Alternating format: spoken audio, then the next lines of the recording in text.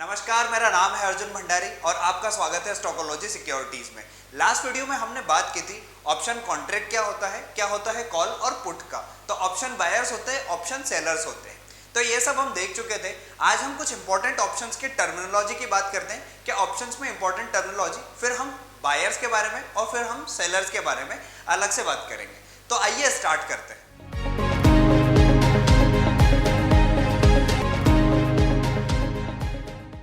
तो हम बात कर रहे थे ऑप्शन के टर्मिनोलॉजी की।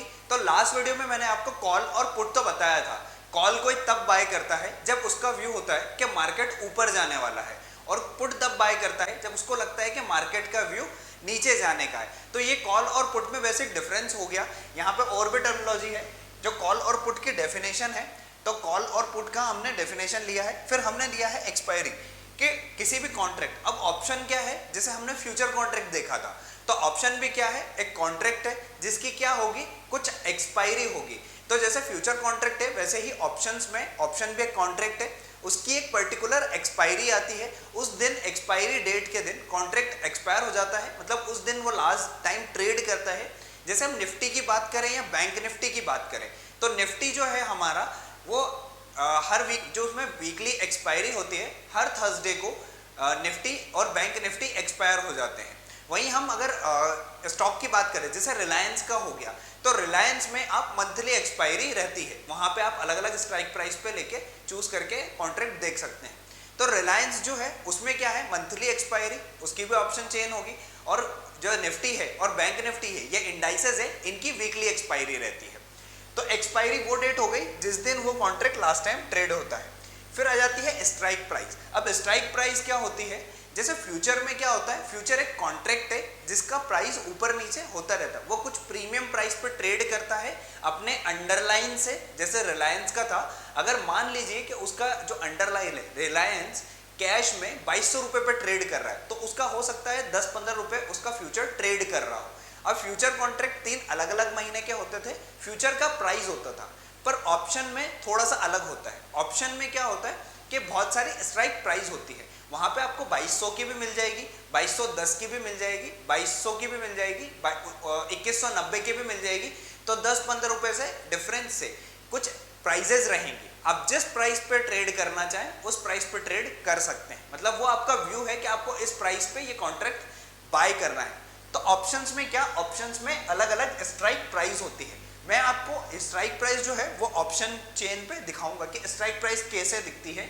अभी हम अगर स्ट्राइक प्राइस के डेफिनेशन की बात करें, तो strike price is the price at which your contract to buy और sell at a particular stock. Stock हो सकता है, इंडाइसेस हो सकते हैं, निफ्टी हो सकता है।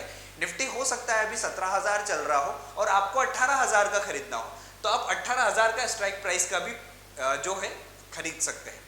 या आपको 16,000 का खरीदना है तो आप 16,000 का खरीद सकते हैं, आप चाहें तो 17,000 का खरीद सकते हैं। तो निफ्टी में 50 पॉइंट्स में हमें उसके कॉन्ट्रैक्ट मिल जाते हैं, वो सीरीज में होता है, मैंने लगाया है। उसके बाद अगर हम अंडरलाइन प्राइस की बात करें, तो अंडरलाइन प्राइस जैसे निफ्टी या बैंक निफ्टी है, तो निफ्टी और बैंक निफ्टी में जो निफ्टी इंडाइसेस का चल रहा है वो उसका क्या हो जाएगा, अंडरलाइन का प्राइस हो जाएगा। उसी अंडरलाइन का एक फ्यूचर कॉन्ट्रैक्ट है, उसी का एक ऑप्शन कॉन्ट्रैक्ट है। तो अंडरलाइन क्या हो गया, निफ्टी जो कि कैश में चल रहा है वो उसका अंडरलाइन प्राइस हो जाएगा। और अभी हम जिस प्राइस पर ट्रेड कर रहे हैं वो प्राइस हमारा क्या हो जाएगा, जैसे अगर निफ्टी मान लीजिए 17,000 चल रहा है और मुझे 17,100 पे ट्रेड करना है, तो मेरा स्ट्राइक प्राइस क्या हो जाएगा, 17,100। और निफ्टी की जो अंडरलाइन है उसका वैल्यू क्या हो जाएगा, 17,000, जो कि करंट मार्केट में ट्रेड कर रहे हैं, तो वो अंडरलाइन का वैल्यू हो जाएगा। अब हम आता यहाँ पे स्ट्राइक प्राइसेस जो है उसमें आता है in the money, at the money और आउट द मनी। तो in the money, at the money, out the money में आपको बता देता हूं कि वो क्या होते हैं। जैसे मैं बात करूं यहाँ पे ऑप्शन चेन की, तो यहाँ पे आपको एक ऑप्शन चेन दिख रही है, ये ऑप्शन चेन है। इसमें मैं इसको एक्सप्लेन करता हूं तो आपको सारी चीजें क्लियर हो जाएंगी। ये ऑप्शन चेन है, इस ऑप्शन चेन में आपको चीजें दिख रही है। जैसे ये क्या है, निफ्टी का फ्यूचर है, उस फ्यूचर कॉन्ट्रैक्ट का ही या निफ्टी का आपको अंडर ये मिल जाएगा, ऑप्शन कॉन्ट्रैक्ट मिल जाएगा। यहाँ पे एक्सपायरी मैंने बात करी थी, आप एक्सपायरी देख पा रहे हैं, 27 अप्रैल का यहाँ पे एक्सपायरी दिखा रहा है। अब यहाँ पे मैंने अभी बताया स्ट्राइक प्राइसेस, इसमें क्या होता है, फ्यूचर कॉन्ट्रैक्ट में तो हमें कॉन्ट्रैक्ट पता होता है कि एक कॉन्ट्रैक्ट है जिसके कुछ वैल्यू है और उस कॉन्ट्रैक्ट को हम बाय करते हैं फ्यूचर प्राइस पे। पर यहाँ पे क्या है, ऑप्शंस में स्ट्राइक प्राइस है, आप जिस भी स्ट्राइक प्राइस पे चाहें उस स्ट्राइक प्राइस पे खरीद सकते हैं। कि निफ्टी 17,650 चल रही थी, तो 17,650 के लिए यहाँ पे ये जो कॉल है इसके लिए क्या होगी, ये इन द मनी होगी। तो इन द मनी के लिए 17,650 में से मैं 17,600 माइनस करूंगा तो कितना आएगा 50। तो 50 इसके लिए इंट्रेंसिक वैल्यू हो जाएगी। किसके लिए, 17,600 के लिए। अगर मैं 17,550 की बात करूं तो इंट्रेंसिक वैल्यू कितनी हो जाएगी इसके लिए 100। तो मतलब कि निफ्टी जो स्पॉट पे चल रही है एट द मनी माइनस करेंगे स्ट्राइक प्राइस जिसका हमें इन द मनी में निकालना है। तो एट द मनी की स्ट्राइक प्राइस है, हम जिस भी स्ट्राइक प्राइस को माइनस करेंगे वहां पे हमें क्या पता लग जाएगा, उसका इंट्रेंसिक वैल्यू। ये जो डिफरेंस है 17,650 से 17,550 का 100 का डिफरेंस है। तो ऐसे ऐसे जैसे हम अंदर जाते जाएंगे वैसे वैसे क्या होती जाएगी, इंट्रेंसिक वैल्यू जो है वो इंक्रीज होगी। उस इंट्रेंसिक वैल्यू की वजह से इसमें जो एडिशन है उसके बाद किसका है, टाइम वैल्यू का। तो इसमें एडिशन होता जाएगा टाइम वैल्यू का। तो जो इंट्रेंसिक वैल्यू है आप देख रहे हो यहाँ पे जैसे 17,600 है, इसमें अगर इंट्रेंसिक वैल्यू इसकी सिर्फ 50 है तो आप देखोगे यहाँ पे 53 इसमें टाइम वैल्यू हो जाएगी। वहीं हम बात करें इसकी तो इसमें टाइम वैल्यू 37 हो जाएगी।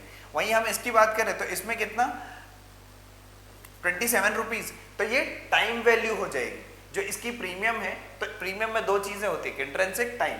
इंट्रेंसिक वैल्यू हम यहाँ से कैलकुलेट कर सकते हैं, तो प्रीमियम हमें पता है, हमें इंट्रेंसिक वैल्यू पता है, तो हम उसका टाइम वैल्यू निकाल सकते हैं। टाइम वैल्यू का एक और फैक्टर होता है थीटा, कि जो थीटा डीके है कि एक दिन में इसमें से कितनी टाइम वैल्यू कम हो जाएगी, वो ऑप्शन ग्रिक्स थीटा बताता है। तो थीटा जब हम देखेंगे, जब ऑप्शन ग्रिक्स देखेंगे मैं तब बताऊंगा। तो आपको यहाँ पे ऑप्शन प्रीमियम में इंट्रेंसिक वैल्यू समझ में आई, टाइम वैल्यू समझ में आई। अब आपको एक चीज दिख रही होगी, जो टाइम वैल्यू है वो जो पास वाला है उसकी ज्यादा है, जो दूर है जैसे कि 17,600 के पास में इन द मनी में 17,600 है, तो 17,600 की आपको टाइम वैल्यू ज्यादा दिख रही होगी।